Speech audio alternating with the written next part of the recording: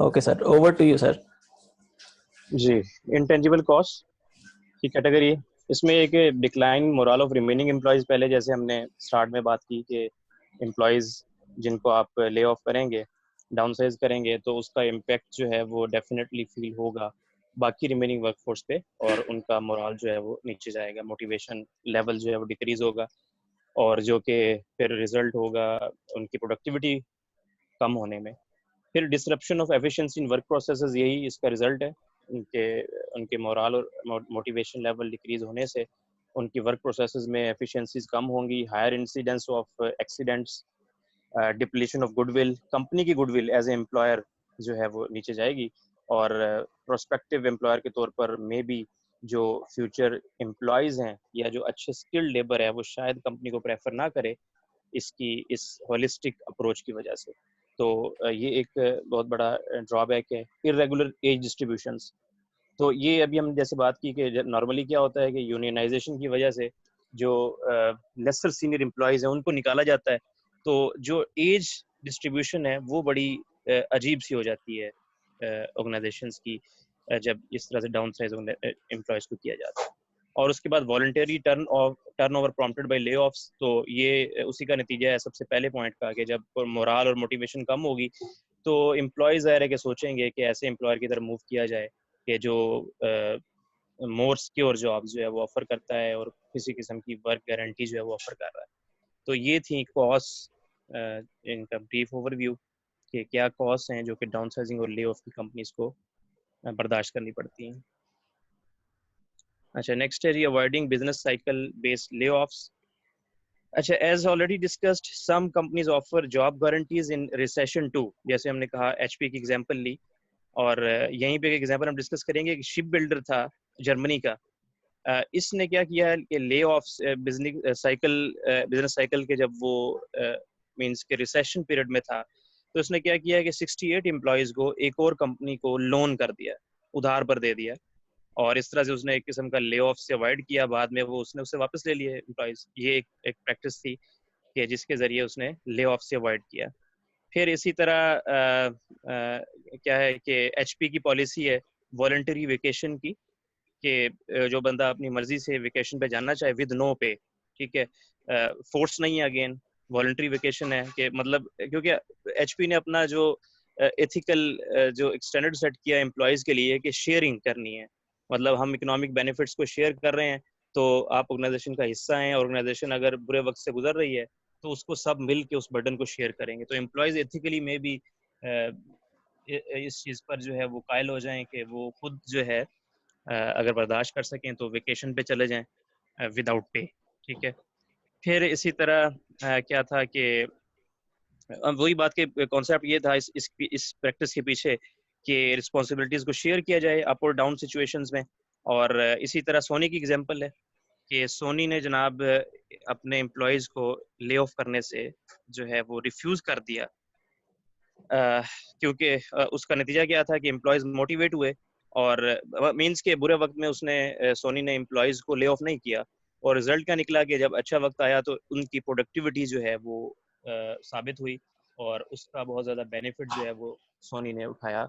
Employees को बुरे वक्त में ना छोड़ने का फ़ायदा एम्प्लॉयज़ ने ज़्यादा प्रोडक्टिविटी के साथ अच्छे वक्त में बूम के पीरियड में उसको सोनी को रिटर्न किया। ये फ़ायदा था हुआ, मतलब सोनी को हमने एग्जांपल ली, एचपी की एग्जांपल ली, शिप बिल्डर की एग्जांपल ली, कि उन्होंने क्या किया है कि प्रैक्टिस ये की कि इन्होंने जो अवॉइड किया ले ऑफ से। फिर हमने डिस्कस ये करना है कि एचपी जो है वो कंपनीज को अच्छा, ये भी बात है कि स्पेशली हमने एचपी की एग्जांपल ली कि वॉलंटरी वेकेशन पर एम्प्लॉय चले जाएं, तो साथ में ये नहीं है कि उनको कोई गारंटी नहीं दी जाती, उनको गारंटी दी जाती है कि जब वो when they get back from the vacation it is guaranteed that they will continue their job, so employees can go on vacation without pay and with piece of mind. फिर employees जो हैं वो इस तरह से बेसिकली क्या करते हैं कि अल्टरनेट ले ऑफ्स के अल्टरनेटिव्स चूज करके तो इन्वेस्टमेंट्स को रिटेन करते हैं ले ऑफ्स को अवॉइड करके। और अब उसका तरीका क्या है कि बेसिकली दो ऑप्शंस हैं, शॉर्ट टर्म भी हैं और लॉन्ग टर्म भी हैं। वैसे मतलब थॉट ये है कि लॉन्ग टर्म जो है वो ज़्यादा इफेक्टिव वेज हैं शॉर्ट टर्म को देख लेते हैं सबसे पहले। अ,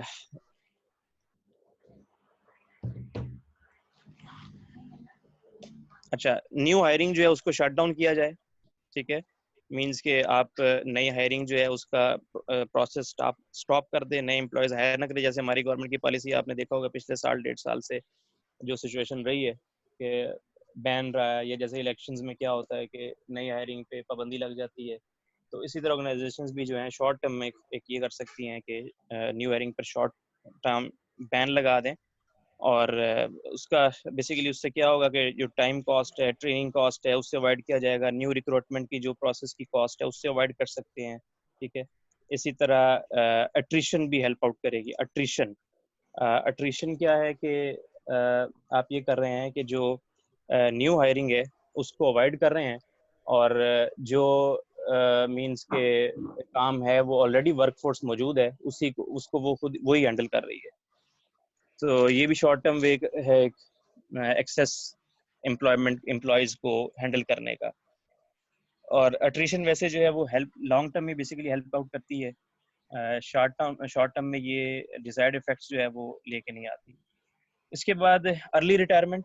शॉर्ट टर्म हम मेथड्स जो हैं वो बेसिकली डिस्कस कर रहे हैं ले ऑफ से अवॉइड करने के अल्टरनेटिव्स में। तो अर्ली रिटायरमेंट एक ऑप्शन है कि एम्प्लॉयज़ को अर्ली रिटायरमेंट दे दी जाए, कुछ दे दिला के उनको जो है वो निकाला जाए ऑर्गेनाइजेशन से। फिर जॉब रीअसाइनमेंट, जॉब को रीअसाइन किया जाए। जो नई जॉब क्रिएट होती है या मींस के कोई नया काम जो है वो निकलता है ऑर्गेनाइजेशन में, तो ऑलरेडी जो एम्प्लॉयज़ हैं वही उसको शेयर करें।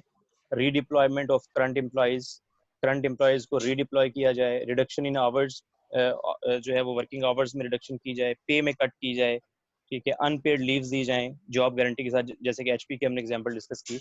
तो ये कुछ जो है वो तरीके हैं कि जिसके ज़रिए हम क्या कर सकते हैं, ले ऑफ्स को शॉर्ट टर्म में हम अवॉइड कर सकते हैं। फिर जो लॉन्ग टर्म के टैक्टिक्स हैं उनको देख लेते हैं। लॉन्ग टर्म में ये है कि प्लानिंग ये आप इस तरह से करें, आपकी जो स्ट्रेटजिक प्लानिंग है एचआर की वो ऐसी हो कि आप एम्प्लॉयज़ की स्टेबिलिटी ऑन द जॉब जो है वो उसको उसको एज ए गोल बना के चलें, ठीक है। मीन्स कि आप प्लान इस तरह से करें कि एम्प्लॉयज़ को निकालना ही ना पड़े, ज़रूरत ही ना पड़े। अब उसका तरीका क्या होता है, कंपनीज जनरली जो है वो ऐसी भी हैं कि जो अपनी जो डिमांड है वो 70 to 80% जो है डिमांड के मुताबिक जो है वो एम्प्लॉयज़ हायर करते हैं। मतलब आपको अगर 100 एम्प्लॉयज़ चाहिए तो आप करंटली 70 से 80 एम्प्लॉयज़ जो हायर करेंगे, वो जो 20 हैं वो रिसेशन के टाइम में उनको फिर निकालना नहीं पड़ेगा क्योंकि आपने उनको हायर ही नहीं किया।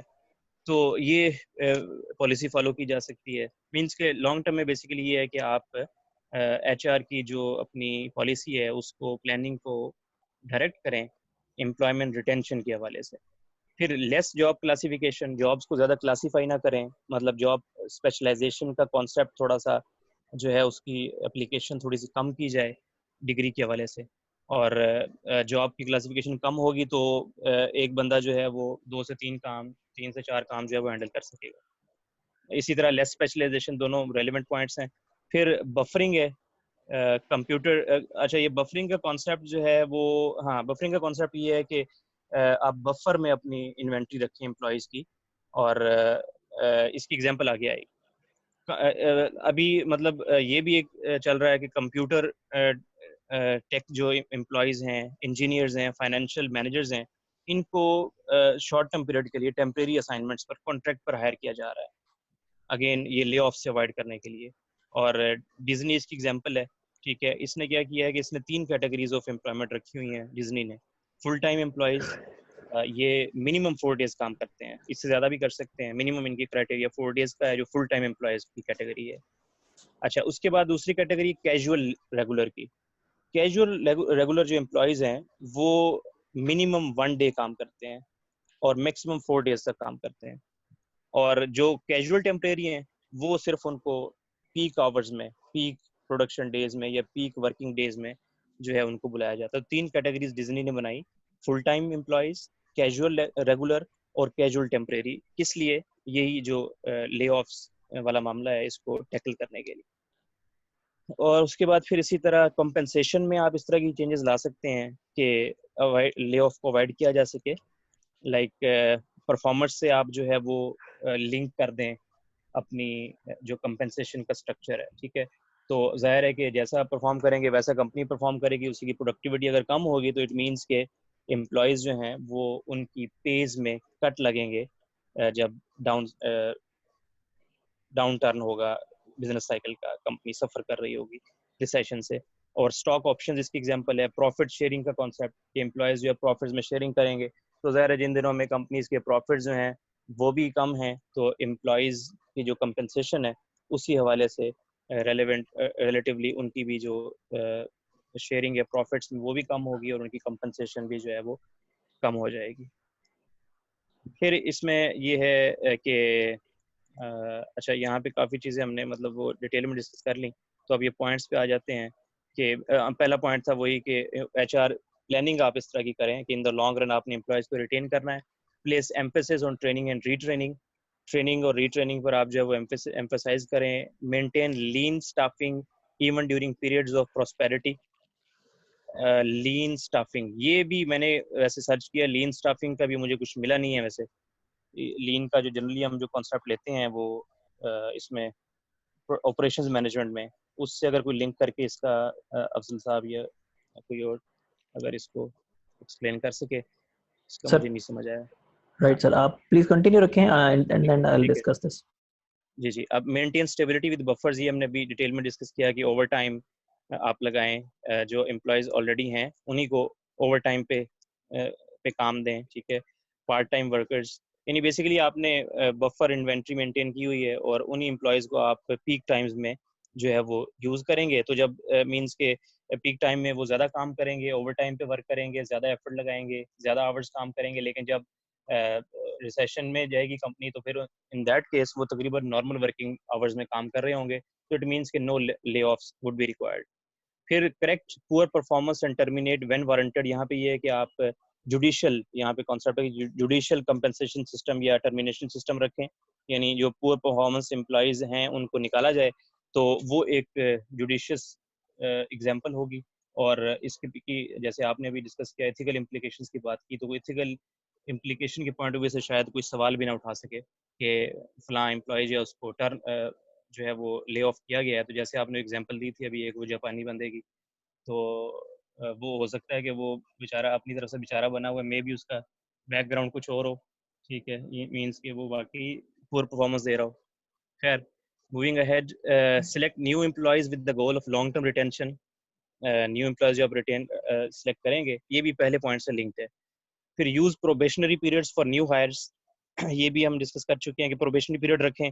प्रोबेशनरी पीरियड रखेंगे तो वो ज़्यादा स्टार्ट में ही ज़्यादा एफर्ट करेंगे, ज़्यादा जो है वो मींस के मोटिवेशन के साथ और ज़्यादा एफर्ट के साथ काम करेंगे और ट्रेनिंग लेंगे, जिसकी वजह से उनकी स्किल लेवल जो है वो रैपिडली इंक्रीज होगा, प्रोडक्टिविटी इंक्रीज होगी। और अगर वो मींस के लीन है और अच्छे तरीके से अगर वो मैनेज नहीं करते प्रोबेशनरी पीरियड में, तो आप उनको निकाल भी सकते हैं। और that is again because you have a probationary policy and you laid them off on some particular ethical criteria.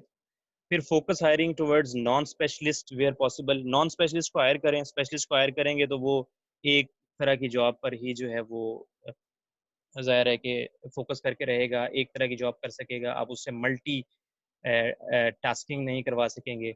Again इनमें से जो भी हम ये चीज़ें डिस्कस कर रहे हैं सबके अपने प्रॉज एंड स्पेशलिस्ट हायर करने के ज़ाहिर अपने प्रॉज हैं, कॉन्स भी हैं। कॉन्स ये होंगे ज़ाहिर है कि वो उसका मतलब प्रोडक्टिविटी लेवल वो जो एक जॉब में रह के ज़्यादा हो सकता था वो अब डिस्ट्रीब्यूट हो जाएगा,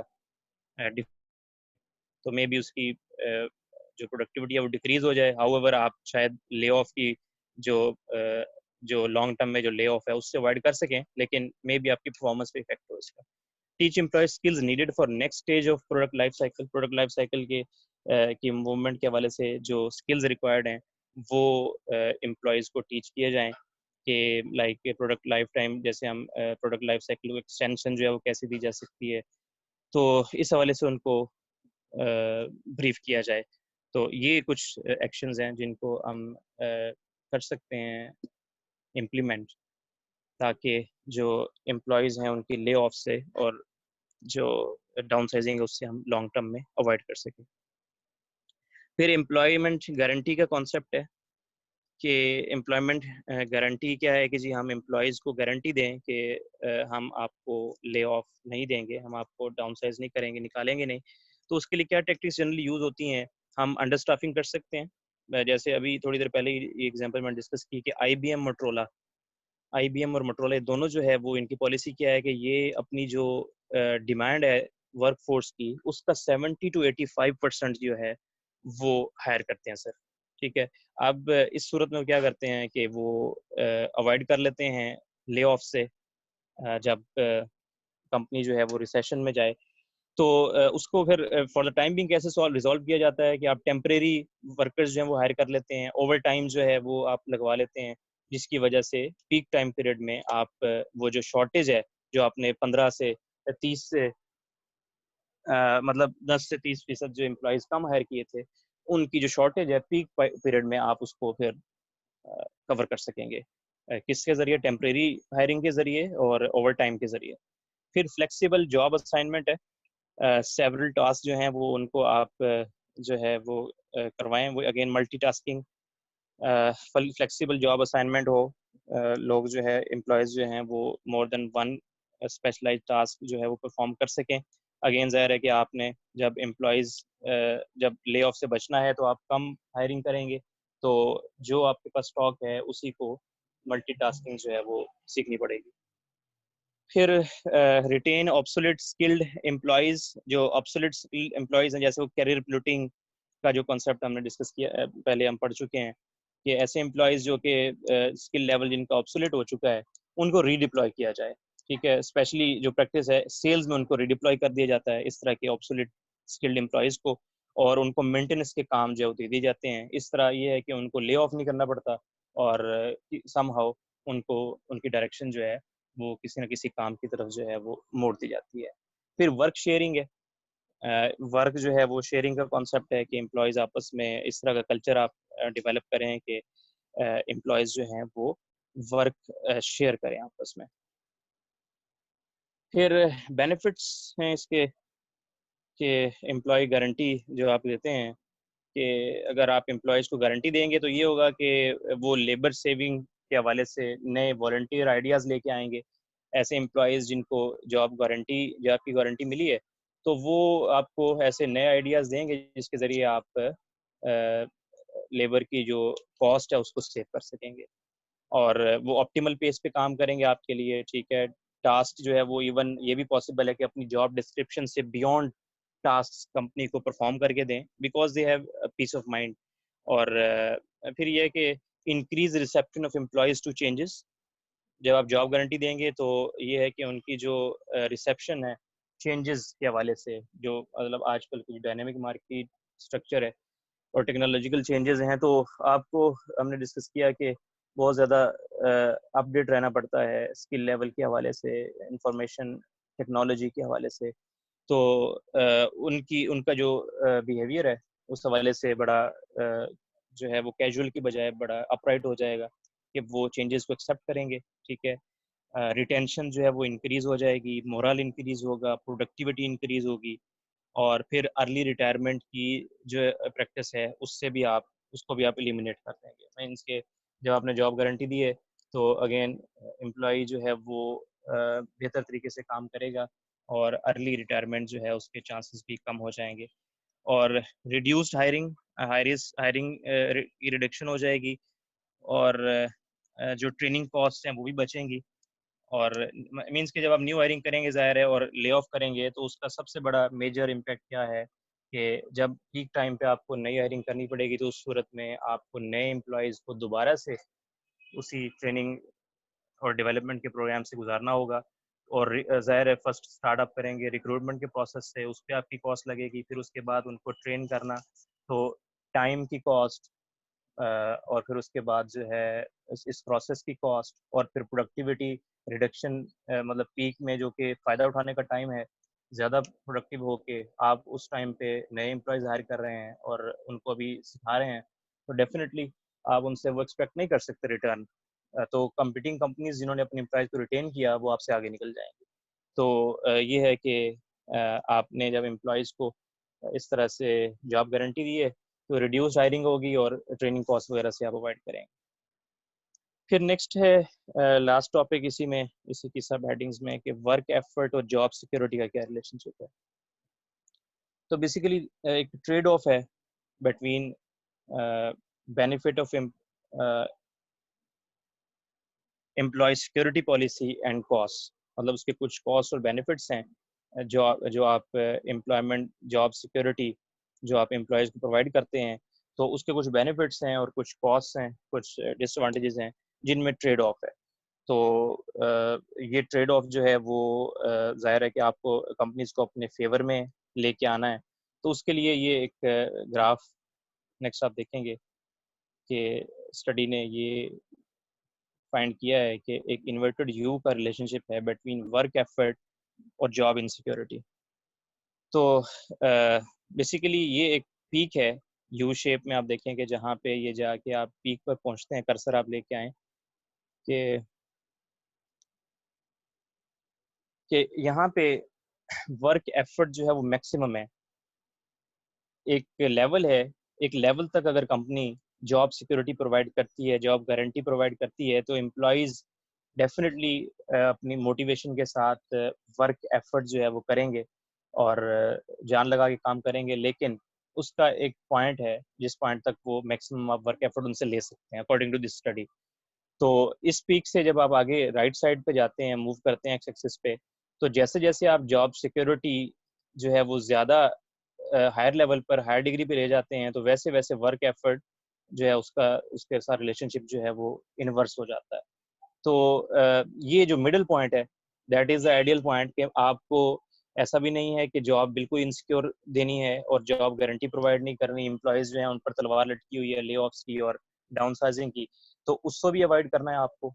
और इससे भी अवॉइड करना है कि आप उनको ऐसे भी जॉब गारंटी और जॉब सिक्योरिटी ना प्रोवाइड कर दें कि वो जो है वो हमारे जैसे सरकारी मुलाजमीन है उनकी तरह सुकून से टांग पे टांग बैठ के जो है रख के बैठे रहें और कोई प्रोडक्टिविटी उनकी तरफ से ना हो। तो ये वही बात है कि ट्रेड ऑफ, हमें इस ट्रेड ऑफ में बेटर पोजीशन पर जाना है और एक जो है वो लाइक मिडल पोजीशन जो है एक पॉइंट फाइंड करना है जिसमें जॉब इनसिक्योर भी ना हो और एम्प्लॉयज़ भी जो हैं वो मोटिवेटेड होके फुल एफर्ट के साथ काम करें। सो अगर हम जॉब इनसिक्योरिटी नहीं देंगे तो ज़ाहिर है उसका नुकसान क्या होगा कि एम्प्लॉयज़ जो हैं वो फ्लेक्सिबिलिटी और मोटिवेशन लूज़ करेंगे और जो है वो वर्क एफर्ट उनकी रिड्यूस होगी। तो इसीलिए पॉइंट ये है इस सारी जो है वो इस हेडिंग का जो एब्स्ट्रैक्ट है कि हमें जॉब सिक्योरिटी प्रोवाइड करनी है एम्प्लॉयज़ को, लेकिन एक ख़ास लेवल तक, सर्टेन लेवल तक, कि जिसके बाद जो है वो वर्क एफर्ट बजाय ये कि इंक्रीज़ होने के वो डिक्रीज़ होना शुरू हो जाएगी। तो हमें उसको वर्क एफर्ट को मैच्योरिटी लेवल तक लेके जाना है, वो जो इन्वर्टेड यू का जो मैक्सिमम पीक पॉइंट है। सो ये कुछ नाकिस सी मेरी कोशिश थी। Right sir. Any एक पॉइंट रह questions गया था, and हाँ, उसको दो रिकवर दो कर मेरे लेते ख्याल हैं। में रह गए थे। Right. Okay, so there was a concept of lean staffing. So maintain lean a stuff. lean staffing use even during the periods of prosperity. Lean staffing का जो concept है that is quite relevant to the lean production. Lean production is क्या is basically the avoidance of waste materials. Actually होता ही है कि lean production के अंदर, giving an overview again, Japanese method है, इसमें वो कहते हैं कि हमने जितने भी वेस्टेज है उसको रिमूव करना है प्रोडक्शन के अंदर, बिल्कुल उसको मिनिमल करने की कोशिश करना है। जब हम बात करते हैं लीन स्टाफिंग की, तो इसका मतलब ये होता है कि हम जो स्टाफ यूज कर रहे हैं उसके अंदर कोई ऐसा आदमी कोई ऐसा काम तो नहीं कर रहा जो कि ऑटोमेट हो सकता है। If anything that can be automated that can be done only by single person, जो दो बंदे काम कर रहे हैं वो एक आदमी भी कर सकता है यूजिंग टेक्नोलॉजिकल इक्विपमेंट्स, तो उसको हम कहते हैं कि हम उसको एक आदमी को अवॉइड करके हम दूसरे आदमी से वो काम करवा लेते हैं। तो यहाँ पे वो जो बात करता है ना ड्यूरिंग द प्रॉस्पेरिटी, उसकी बात ये है कि जब whenever the companies are flourishing, तो वो जब हायरिंग कर रही होती हैं तो वो अपने देख रही होती हैं कि actually the profits are too good and returns are getting better, so why not to hire more people. So at that time वो पैशनेट हो जाती हैं टुवर्ड्स द हायरिंग। तो वो ये बात कर रहा है कि प्रॉस्पेरिटीज के टाइम में आपने हायरिंग ज्यादा नहीं करनी, that will lead towards lean staffing. उससे ये होगा कि एंटी लीन स्टाफिंग होगी कि people won't be doing the job, उसमें बहुत सारे लोग ऐसे ही फजूल बैठे काम कर, they will show that they are working but actually they won't be working anymore, just like in government departments of Pakistan. Since some लोग busy departments we रहेंगे। say that people are like sitting over there and doing nothing, so यहाँ पे anti lean, PIA railway. ठीक है, so just like the PIE and railways as well. तो उसमें ये है कि लीन स्टाफिंग के बारे में वो ये कहता है कि whenever you are going towards the prosperity, expansion हो रही हो, तो उस वक्त जब आप अपनी हायरिंग करें तो उसकी हायरिंग को बड़ी लिमिटेड रखें और अपने माइंड में वो प्रॉस्पेरिटी के बाद का टाइम और पहले का टाइम भी अपने माइंड में रखें कि अगर वो टाइम दोबारा वापस आ जाए जो कि प्रॉस्पेरिटी का नहीं है, तो उस वक्त आप क्या करेंगे, ले ऑफ करेंगे? नहीं, उस टाइम आपको फिर मैनेज करना होता है पोजीशन को. So that was one IBM और मोटोरोला वाली पॉलिसी। एग्जैक्टली. और लास्ट पॉइंट था जिसमें आपने कहा कि teach employees skills needed for the next stage of product life cycle. So product life cycle के बारे में वो ऑलरेडी नो अबाउट के what is product life cycle होता ही है. Just given an example of that product life cycle के, let me share that के okay life cycle मैं आपके सामने एक दफा शेयर कर देता हूँ ताकि अगर किसी को भूल गया तो वो दोबारा याद हो जाए. इंट्रोडक्शन और फिर उसके बाद एग्जैक्टली काफी टाइम हो जाता है ना, भूल जाते हैं चीजों को. Growth, maturity. Exactly. So this is the product life cycle जिसके अंदर फर्स्ट वी, अब आप let's suppose at stage of introduction आपने कोई नई प्रोडक्ट को लॉन्च किया है, जस्ट लाइक थिंकिंग ऑफ कि पेप्सी ने लेज को नया लॉन्च किया है, उस वक्त उनकी जो हायरिंग हो रही होगी वो डिफरेंट स्केल पर हो रही होगी. एक ग्रोथ के ऊपर आ रहे हैं, they are at the level of growth. अब जब उनकी मार्केट के अंदर से बनना शुरू हो गई है, every second person is wanting their equipment, उस वक्त जब उनकी employment towards the sales force होगी वो हाई होगी. अब वो ज्यादा लोग हायर कर रहे होंगे क्योंकि अब एक्सपेंशन है, हर डिस्ट्रीब्यूटर मांग रहा है उनसे चीजें. फिर एक स्टेज आएगी मेच्योरिटी की जो आजकल है उनकी. अब इस स्टेज ऑफ मेच्योरिटी के ऊपर they have to be very calculated कि अब यहाँ पर no additional person is asking for the lays. Every shopkeeper has the lays at their outlet right now.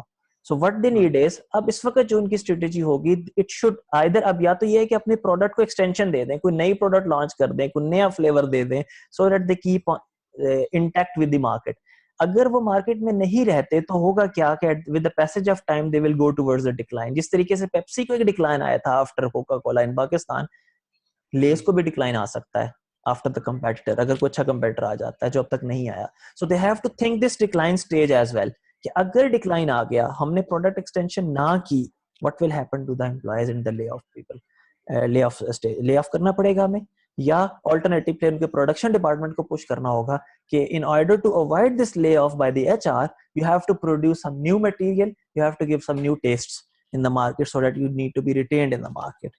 So this was the concept of product life cycle जिसमें वो last में ये बात कर रहा है. तो teach employees skills needed for the next stage of product life cycle so that if somebody is unaware of the next stage, आप ग्रोथ से आप लेट्स सपोज मेच्योरिटी के स्टेज पर आ गए, सो इफ ग्रोथ की स्टेज पे तो आपने हर सेल्स स्टाफ को हायर कर लिया, नए जगह पे जा रहे हैं, नए लोगों से मिल रहे हैं, उनके साथ कम्युनिकेशन स्किल डेवलप कर रहे हैं, but what will happen when you are at a maturity stage?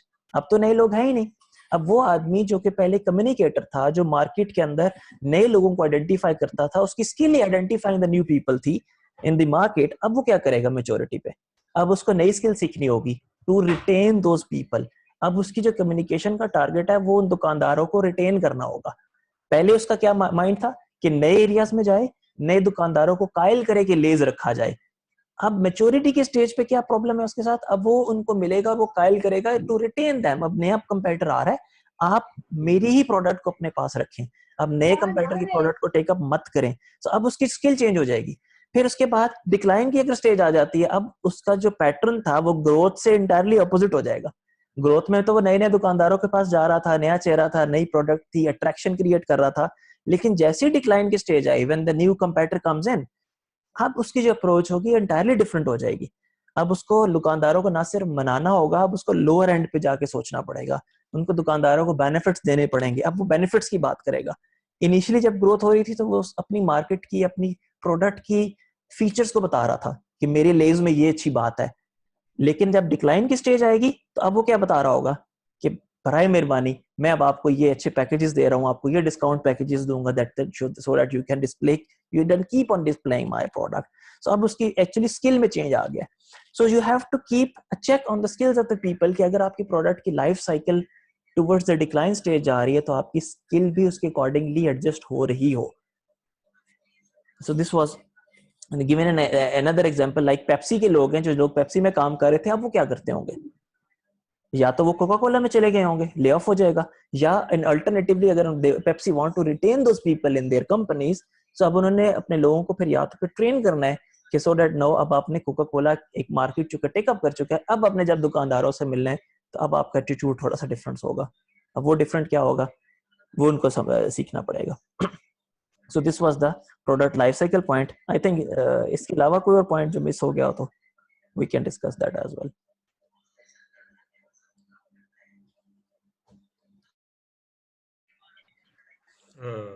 इस हवाले से ज़िया, मसरूर बात कर रहा हूँ।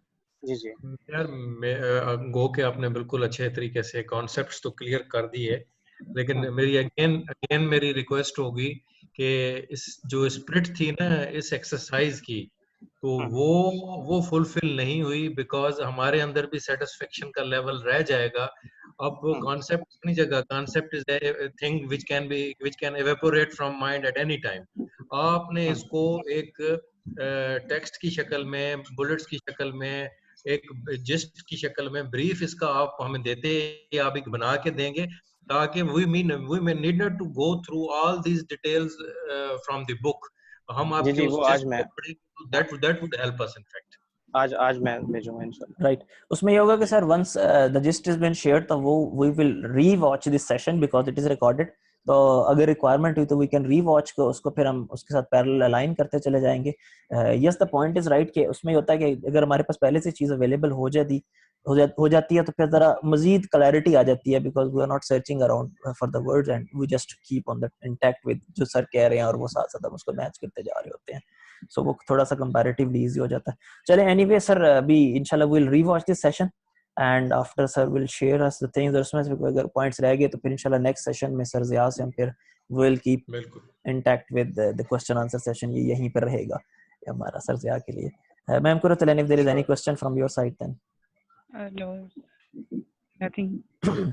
चलें sir, if Thank you everything so is much done, to both of you. Thank you sir Zia Yes, thanks again, to sir both Masroor, of you. Yes, thanks to और both of you. इंशाल्लाह फिर will catch up again and I will Inshallah. Share this session in the group as well. जी, right. और ठीक है research sir. का अब क्या फाइनल डिसीजन है?